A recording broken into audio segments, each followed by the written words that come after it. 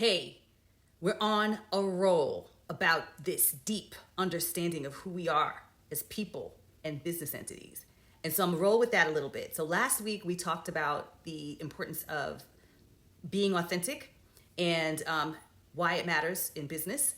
And so I want to kind of continue a little bit more in that direction, where we kind of talk more about what it is to know your brand identity through self-reflection, right?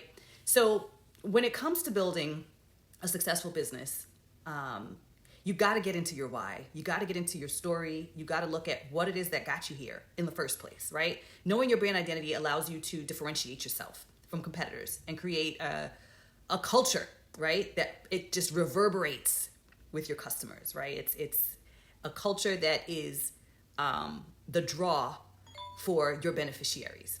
So how do you define your brand's identity? You start by asking yourself what makes your business unique and why someone should choose you over anyone else. And like really think about it. I feel like something that is a typical first step when that directive is given is to start writing out some real snazzy sounding marketing language. And that's not what it is that you got to do. What you got to do is you got to go turn off the lights, sit down on the floor at your dining room table, in your bed, in the forest, whatever is going to do it for you, and have some like journal, like get real, sorry about the bling bling, but have some real you time and sit and get with it about what it is that is you, what it is that brought you here, what it is that made you do what you're doing, that is this business. So really get there and without the fluff, and think it through and write it down, whether it's paper and pen or, the digital way, but do it in a reflective way that is real and true and gritty. And think about what's the thing that is the standout for you. Is it that your business needs to come across as fun? Your brand needs to be, you want people to feel the quirky. You want to be the straight shooter, you want to be the coach, you want to be the inspirer. Do you want to be serious? Do you want to help people to not take themselves so serious? Think about all of those areas of who you are and how you want to come across in the way that's going to work best for the customers, the fans, the partners that are going to be best aligned for you. So think about it. Think about it in a way that is very specific.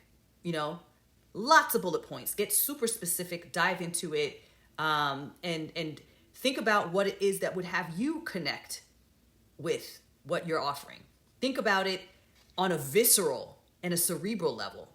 And once you've identified the elements that make your brand's core values, it's time to create a strategy that reflects those values and in all aspects of your communications. And every piece of content should be created with purpose and represent who you are. So keep in mind that this doesn't mean sticking rigidly to a plan, but rather staying true to your brand and who you say you are and how you're communicating and what the end goal is that you're looking to accomplish for the people that you're servicing. And in that, you'll identify your true, genuine tone and make sure that you're maintaining consistency. You're regularly assessing how well your messaging is landing for your customers, and that it's in line with your business goal that you're messaging, and how you're delivering it to your customers is aligned with your business goal. And doing that is going to ensure that all the content is working toward creating the ultimate customer experience for you, right? That speaks volumes about your unique brand story. So take the time, really sit with yourself and document it, okay? And then look back at that list and see where the commonality is.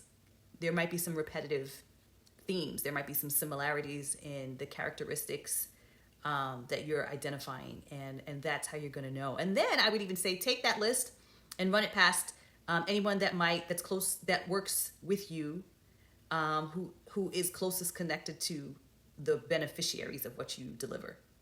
and get their feedback on it as well. And the purpose of that is to get an idea on the connection between the customers who are best suited for you. And you know that because they're repeat, right? They're shouting, from the rooftops that people need to go check you out. The partners that you work with best, that love you. You want to see what in that list that you've identified, that they're an appreciation of, or maybe they even have similar traits or values, right? So, and then highlight them and make those stand out, and make sure that you're making those stand out in how you represent your brand when you're going forward. So there's some formulas in this thing called brand development, but a lot of it starts with your gut, your spirit, because that's where the truth is. All right? So hold on to that. I hope that's helpful for you. And of course, if you need a hand on really digging into that, finding more specificity, and then figuring out how to actually apply that to the development of your brand, I'm here to help.